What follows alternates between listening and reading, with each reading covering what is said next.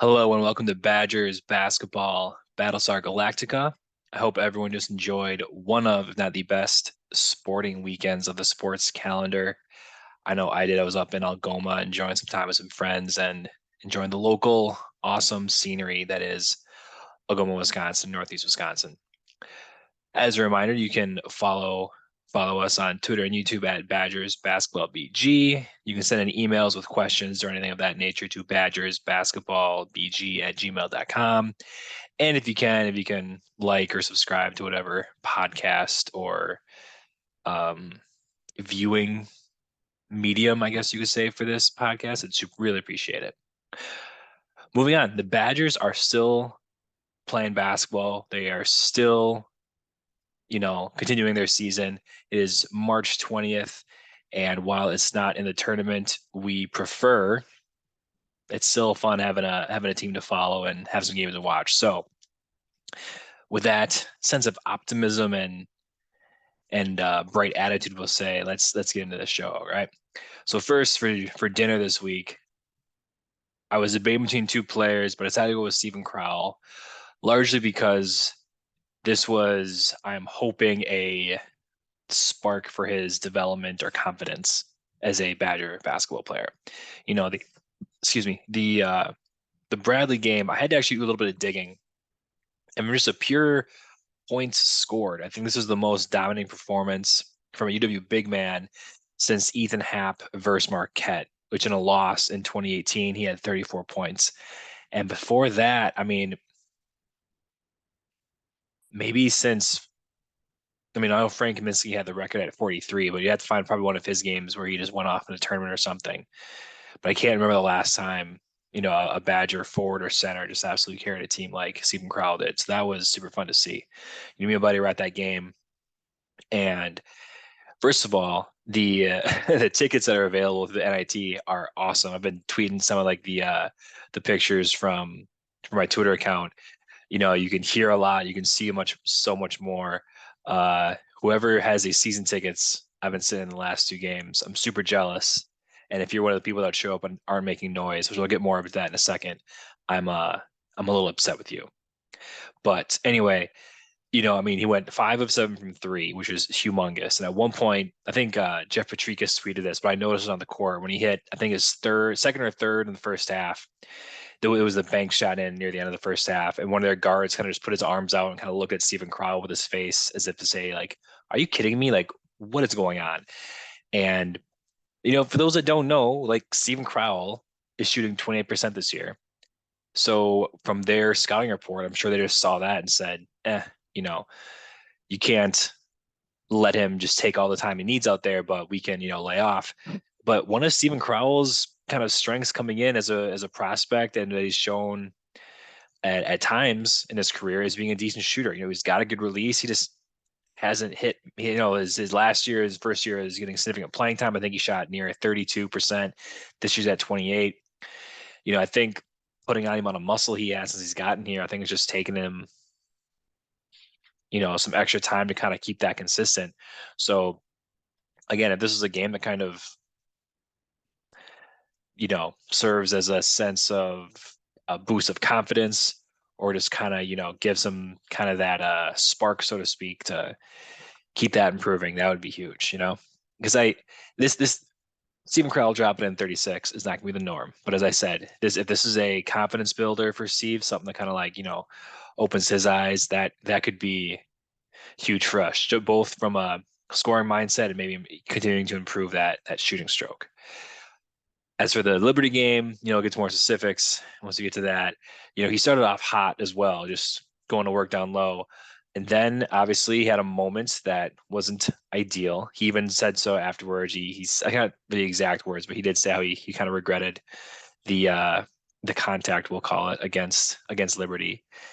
I was talking to my wife during the game and she obviously didn't like it, and I didn't either. However, I think that mindset that I'm not going to put up with your stuff, we'll call it. I don't hate that.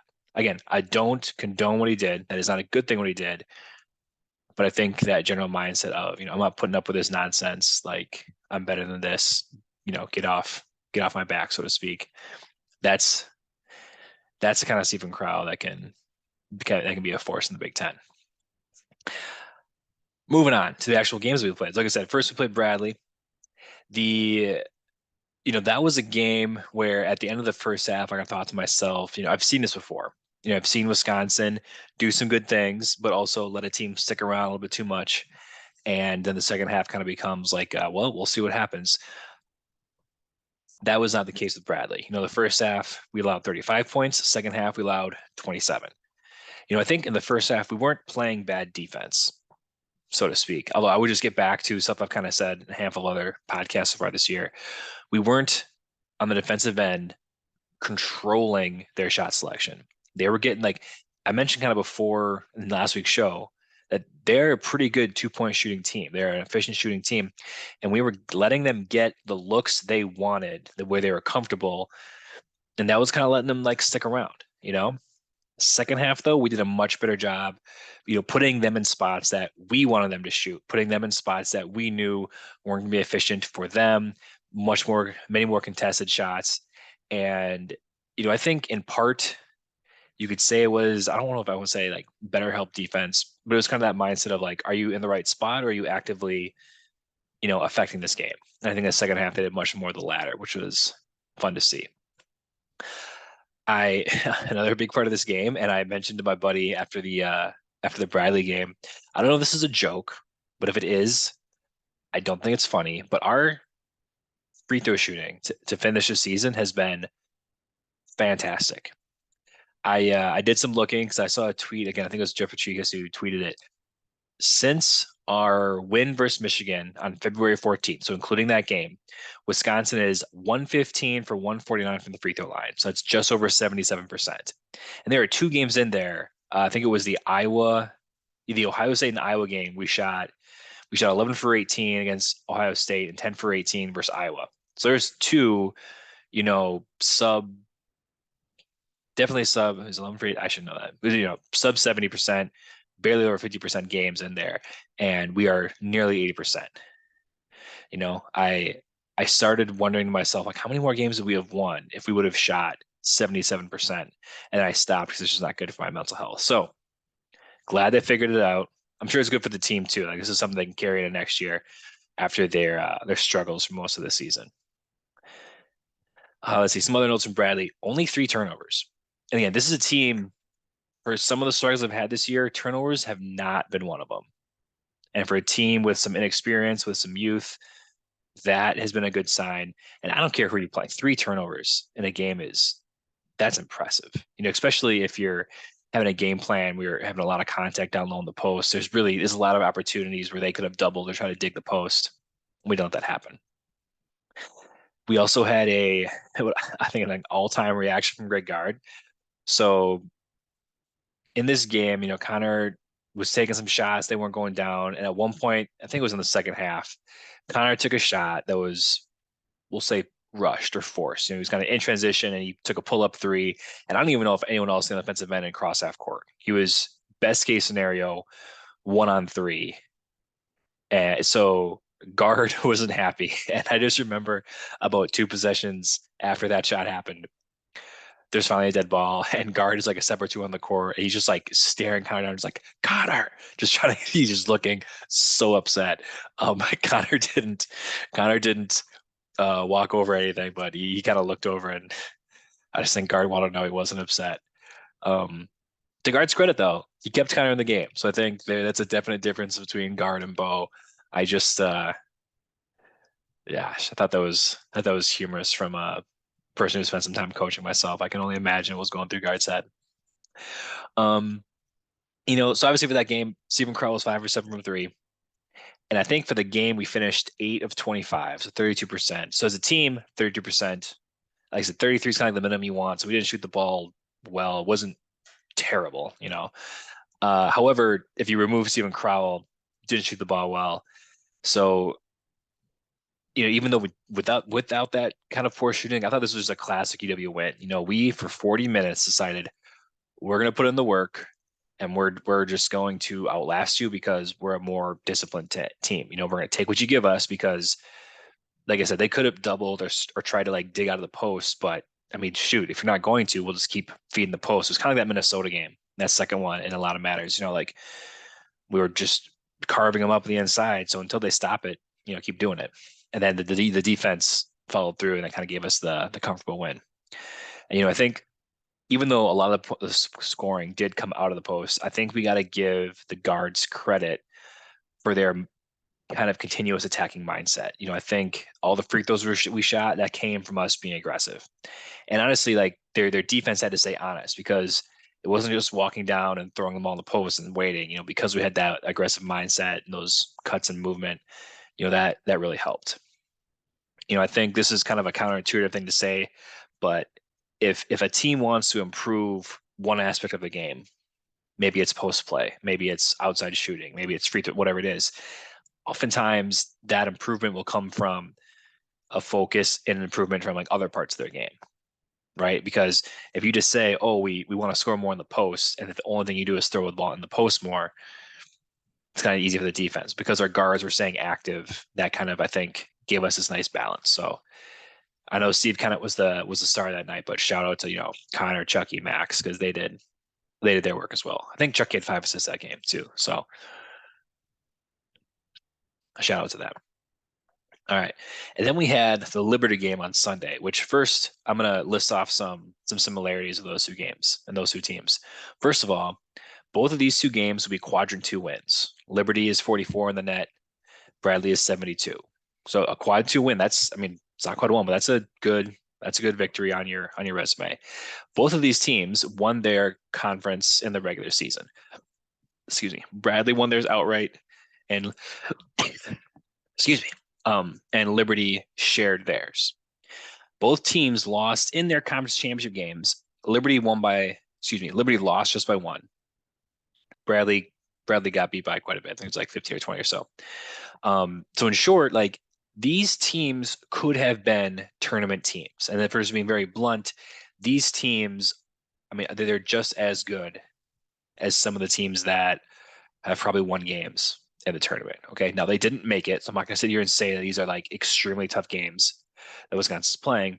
On the flip side, I've seen some people say, oh, well, Wisconsin's won these two, but the talent's not great. Well, these aren't nobodies. These aren't, these teams that you schedule in the first half of the season. You say, oh yeah, we should just beat them by like, I mean, if you watch that Liberty game, they got some good players in their team.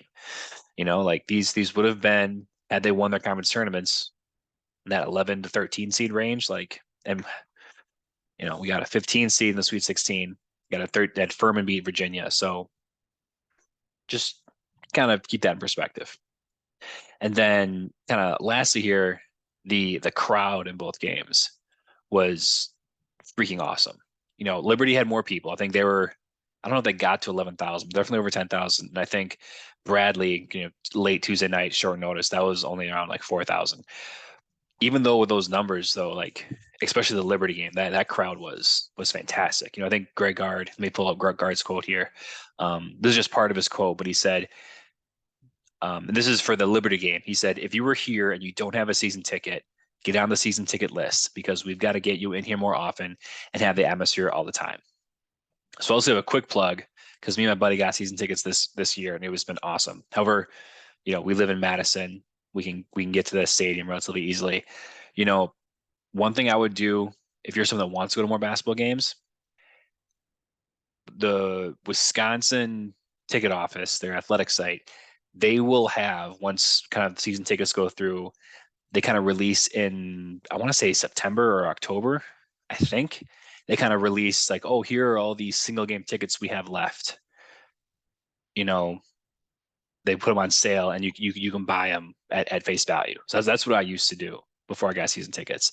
I would also say, if season tickets is something you want, but like, there's so many games, I don't know if I can get down there, buy a set of 2 or even just 1, and, go in on them with a group of 2 or 3 people, whatever it is, and you kind of split the tickets amongst yourselves. You get a calendar and say, all right, like pick your tickets, draft, like whatever you want to do. Because I think there's so many things can be said that people will say to get a better crowd atmosphere in the Kohl Center. Because honestly, that Liberty game, like, I don't want to act all like, oh, when I was in school, things are better. But like some of those games at the Kohl Center from 2010 to 2012 were like amazing atmospheres. And I say this quite literally, they were deafeningly loud. And I haven't experienced that since I've been a student at those games. Well, I wasn't the students, I was in the band, but still. So if you're a basketball fan and if you want to show up to the game and be loud, like figure out a way because that Liberty game was so much fun. All right. Now on to more specifics about Liberty. The first thing I'll start, if UW even just shoots 30% from 3-point line, and if Steve keeps his cool, we win this by double digits, and we don't have to go through that kind of exciting finish. But that didn't happen. So, I think first, and I almost made Chucky Hepburn the guy that gets to choose dinner. We got to shout out Chucky Hepburn for this game. He's not playing against Big Ten guards. At the same time, though, like the mindset of Chucky attacking that game, like that's what we needed all year. He was working his tail off to get into the lane.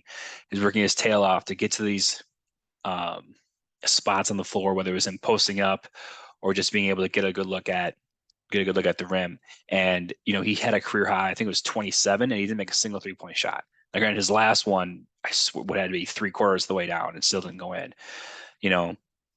But Chucky being able to like stay aggressive and, like I said, didn't hit a three, but he was so efficient from the floor. I think he was 9 of 11 from the free throw line. That I mean, like I said, Liberty's not a Big Ten team, but they're a good team, and he had to do that while spending a lot of time guarding Darius McGee, who is such a talented player for Liberty's team. Who, geez, that guy, he can make some shit. He reminded me a little bit of who's that guy from Marquette just a handful of years ago. I can't remember this guy's name. I don't have time to look it up. I'm gonna remember this in like 30 minutes. I'm be so mad at myself. But anyway, he reminded me of that guard from Marquette who played, I think he might have played to the end of until Wojciechowski got fired. I know he was there and Joey Hauser transferred out. But just having kind of ultimate freedom to kind of pull up and shoot where he wants to. But yeah, fun play to watch. But anyway, so like in that Liberty game, we saw why, had Liberty made the tournament, like they would have been a trendy upset team to pick. I listened to a handful of like kind of national college basketball podcasts, and multiple people have mentioned Liberty over the last 2 or 3 weeks. Has been like, oh, like they'd be a fun, double digit seed team to pick. They got this fast guard who can make these, acrobatic isn't the right word, we'll just say high degree of difficulty shots, and can pull up from almost anywhere on the court. And because of that ability, and he has shooters around him, they just have all this space they can work with. That, like I said, they're not a Big Ten team, but they're a talented team, and that was a good win, regardless. Okay. Another thing I noticed in that game, Connor didn't shoot the ball well again, and you could tell he was frustrated. There was one time he came across a screen at the top of the key, pulled it, clean release, looked good. Again, similar to that Chucky shot, ball was at least halfway down, rimmed out, and he kind of like ran back on the court for defense, and you just saw his facial expression, which I shouldn't act like everyone could. I only could because of the seats I had. But you can kind of see him say like, "Oh my God," like he was clearly frustrated. And I think it's just a reminder, like Connor never hit that freshman wall until late in the season, and he's still learning. He's still an effective player. He was,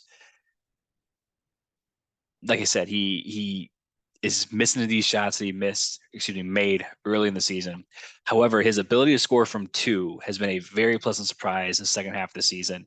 I think his ability to, I think trainers and people call it different things. I called it like an off step, where instead of finishing, a right-handed layup, you go off your left foot.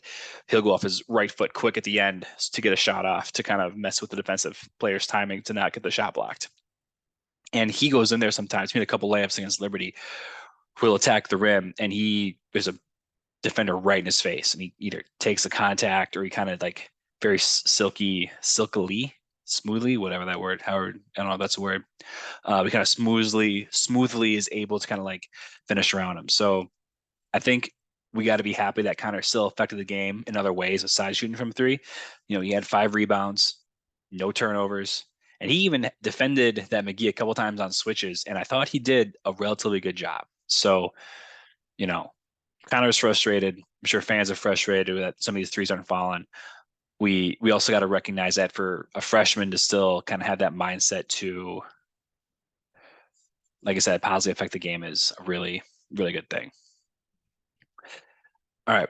Last thing I'll say about that Liberty game is, I think one thing that people have probably said a ton since the season's ended, we've gotten to the NIT, is, this is how do you call it? A learning experience. This is a way to kind of a springboard us in the next season. This is a way for us to still grow. Like there's all different positive spins on this, but I think we saw one of those ways against Liberty, and that this end to the Liberty game is the kind of game that Wisconsin has lost so many times this year.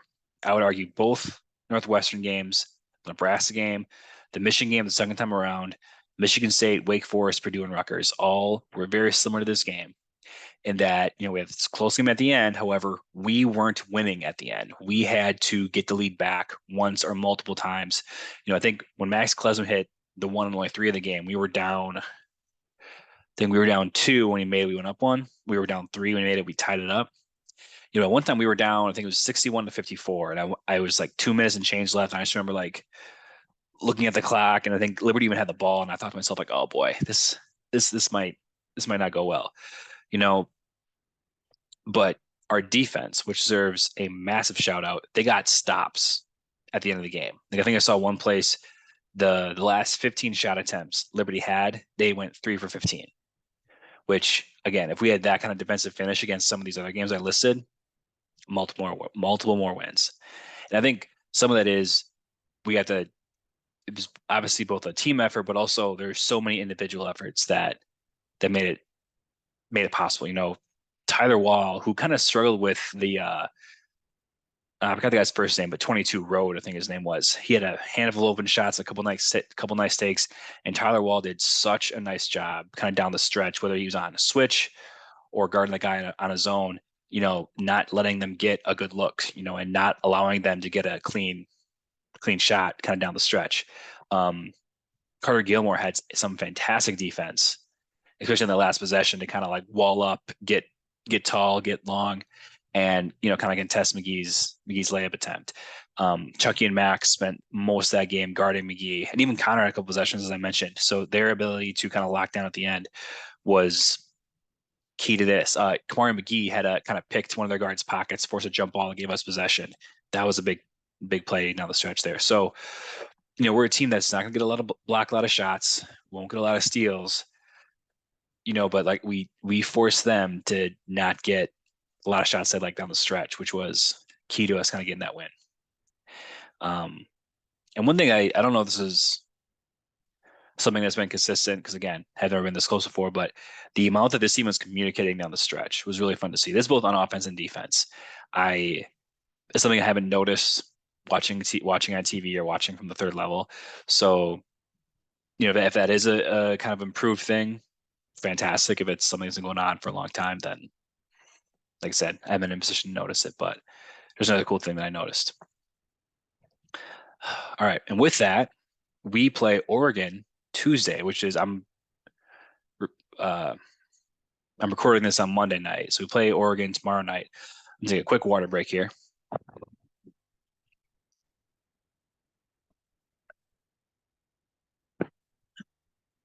All right. So we play at Oregon with they're the one seed in our brackets section.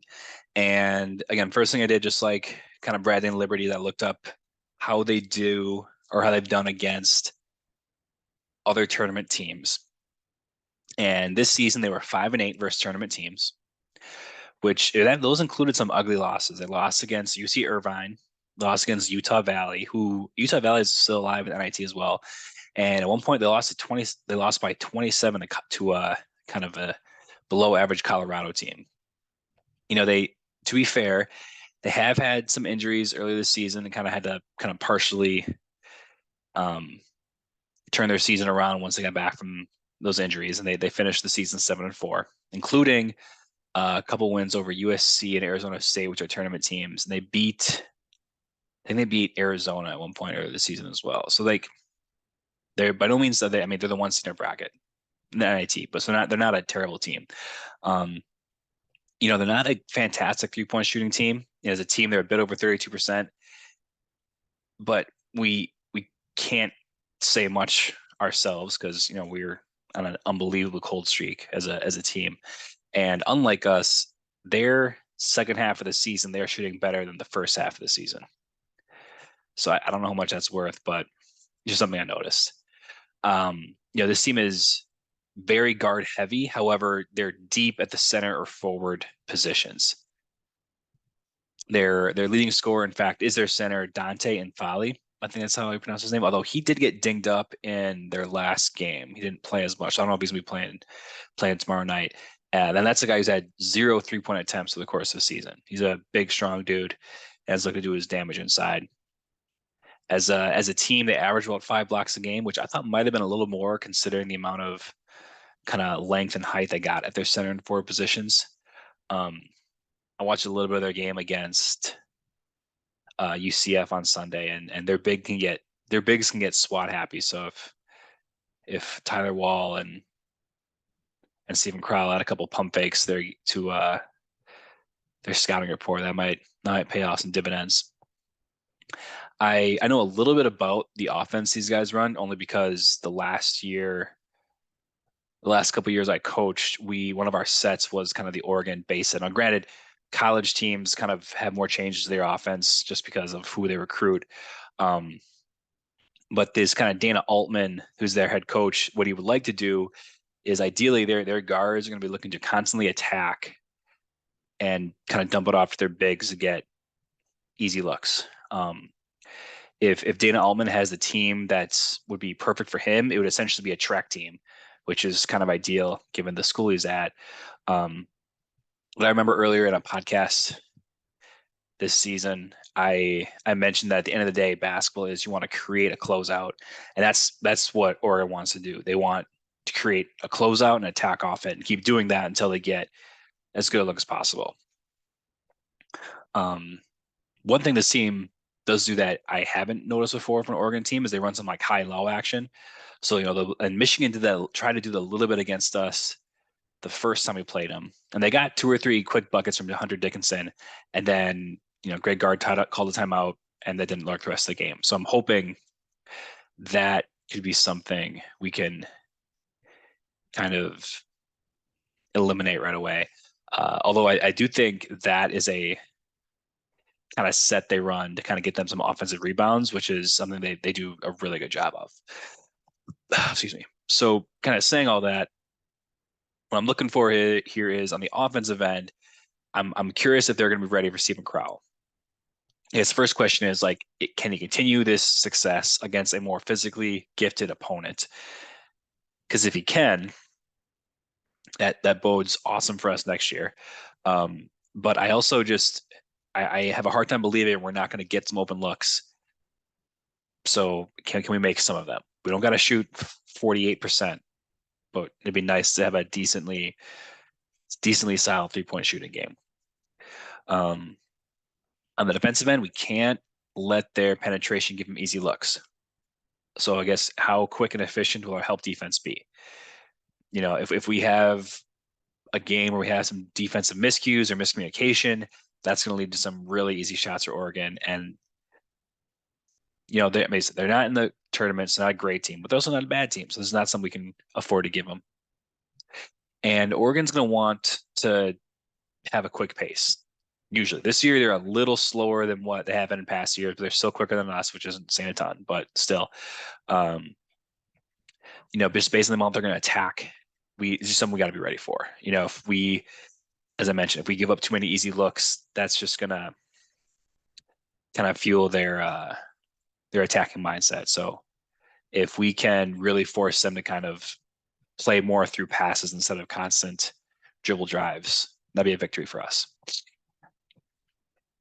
All right. Last thing I'm going to say here is just some quick transfer portal info. First thing I'll say, I'll probably say this again in a future episode. We do go more in depth into the transfer portal, depending on who or if Wisconsin gets or loses anyone.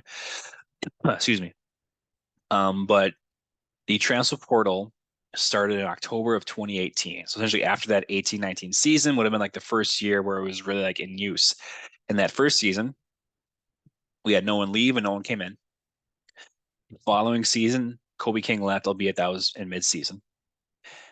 The season after that, which would have been the COVID season, Trevor Anderson and Joe Hedstrom left. They went to Valparaiso. And we had Jacoby Neath, Isaac Lindsay, and Chris Vogt transfer in. All right. And then the year after that, this would have been last season, we had Ben Carlson, Lauren Bowman, Matthew Moores all transfer out. Kamari McGee, Max Klesmet, they transferred in. So essentially, if we were to average this out, it's not like a little under 2 players a year, although in the first year there was no one. So I think odds are at the end of this season, we're going to see at least one, maybe two, maybe three. I don't know. Based on past numbers, I'm not going to speculate. I just think we kind of have to acknowledge that's the reality of kind of what college basketball is right now. And the reason I kind of bring this up is because a player by the name of Andrew Rohde, who played his freshman year at St. Thomas in Minnesota, was originally from Brookfield Central and played a very good freshman season, has entered the transfer portal. And I only bring that up because he's like, it's been this weird quote unquote secret, but I feel like I've seen it over Twitter at least once or twice a week for the past couple months that he's a guy that you should look to transfer. And if he does transfer to Wisconsin at the conclusion of this season. And I did some digging, and from what I can tell, is him and the Badgers were in somewhat communication, not like heavy communication, leading up to his senior year. Like they liked him as a player, but you know, production, athleticism, etc., wasn't quite there yet. And then I don't know if he had a growth spurt or just kind of finally like, physically grew into his body or put some skill, like finally kind of put it all together on the court, had a tremendous senior season. And at that point, it was like too little, too late. Badgers didn't have guaranteed roster space, you know. And at that point, I think he had to wanted to go somewhere, so he went to St. Thomas in Minnesota. Now, this is all rumor. I only even comment on it because it's like I said, it's just been this like quote unquote secret, although everyone's seemingly been mentioning it for a month or two now. So we'll see what happens. He played point guard this season, even though we have an established point guard in Chucky Hepburn. I think this would be a guy that could also play the 2 or the 3. So I think having some offensive production off the bench would be fantastic, and having a guy ready to play point guard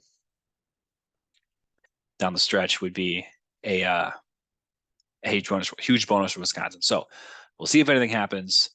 It literally happened today, so who knows if it's going to be, be a thing. Other teams are going to want him, so maybe he'll go elsewhere. But I figure it's worth saying.